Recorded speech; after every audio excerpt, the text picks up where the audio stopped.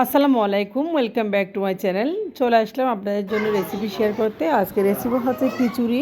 তো বৃষ্টির দিনে খিচুড়ি সবাই পছন্দ করে, তবে এভাবে রান্না করলে ব্রয়লার মুরগির ঝুল দিয়ে খেতে খুবই ভালো লাগে।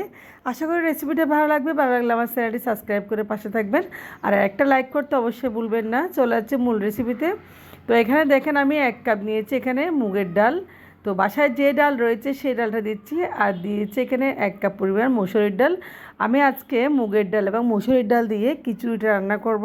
তো এরপর যে আজকে যে চাল দিয়ে রান্না করব সেটা হচ্ছে রেগুলার ভাতের চাল। এটা হচ্ছে কাঠারি বুক চাল। রেগুলার ভাতের চাল দিয়ে আমি আজকে খিচুড়ি পাকাবো। অনেক মজা হয়, অনেক সুস্বাদু হয়, বিশেষ করে বর্ষার দিনে। তো আমি সব কিছু ধুয়ে রেডি করে নিয়েছি। এখন চলে যাচ্ছি চুলায়। চুলায় প্রথমে আমি পেঁয়াজ দিয়েছি, কাটা পেঁয়াজ দেখতে পাচ্ছেন কয়েকটা। তো কাটা পেঁয়াজটা ভালোভাবে আমি তেলের সাথে একটু ভেজে নিচ্ছি। এরপর যে দেখতে পাচ্ছেন ভালোভাবে, তো যেন পেঁয়াজের একটা ভালো ব্রাউন কালার একটা গ্রান আসে, এরপর যে ভেজে নেবেন। তো আজকে আমি ব্যবহার করতেছি এখানে চীনা বাদাম বাটা। দেখতে পাচ্ছেন খিচুড়িতে বাদাম বাটা ব্যবহার করতেছি। শেষে দিচ্ছি আদা বাটা আর দিচ্ছি রসুন বাটা।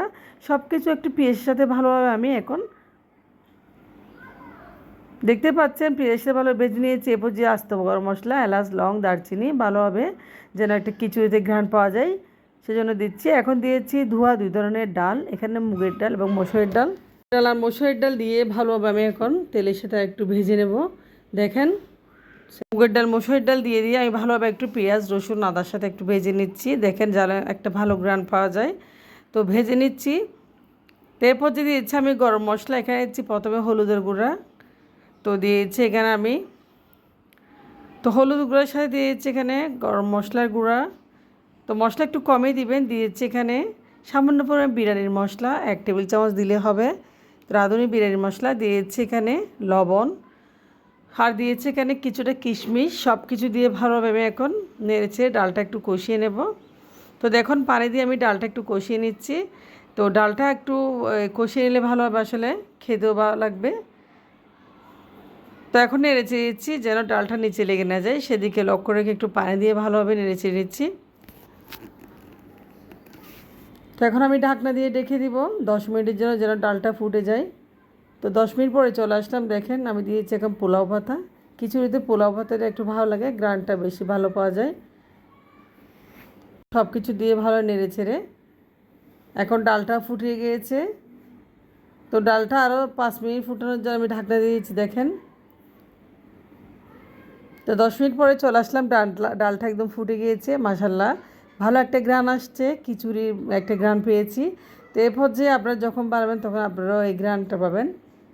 তো এরপর যে ডালটা একদম একদম ফুটে গিয়েছে, সিদ্ধ হয়ে গেছে, দিয়েছি চালটা আমি ডালটার সাথে ভালোভাবে একটু ভেজে নেব। আর একটু হালকা একটু আছে, চুলার আঁচটা একটু কম রেখে চালটা একটু ভেজে নেব। এটা হচ্ছে রেগুলার রান্নার চাল। তো রেগুলার রান্নার চাল দিয়ে আসলে খিচুড়ি রান্না করলে খেতে খুবই অসাধারণ হয়, বিশেষ করে বর্ষার দিনে বা বর্ষাকালে আসলে খুব বেশি ভালো লাগবে। তো দেখেন ভালোভাবে ভেজে নিয়েছি যেন ভাতটা একটু না ভাঙে, সেজন্য একটু ভেজে নিচ্ছি।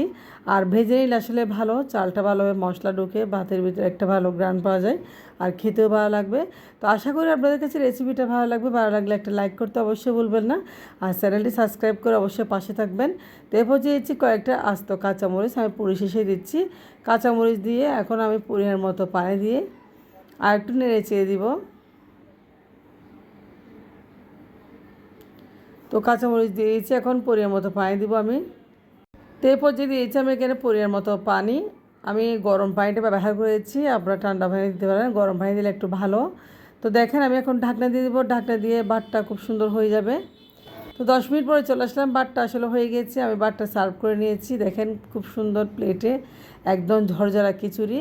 তো খিচুড়ির রেসিপিটা ভালো লাগলে অবশ্যই চ্যানেলটি সাবস্ক্রাইব করবেন আর পাশে থাকবেন। এরকম ঝড়ের দিন আপনারা খিচুড়ি রান্না করে খাবেন। আর এই খিচুড়ি আমি যে বানিয়েছি, যে ইনগ্রেডিয়েন্টস দিয়েছি এগুলো অবশ্যই দিবেন, তাহলে খিচুড়িটা খুবই মজা হবে। তো আজকের ভিডিওটা একটু পর্যন্ত। আপনারা ভালো থাকবেন। আল্লাহ হাফেজ, আসসালামু আলাইকুম।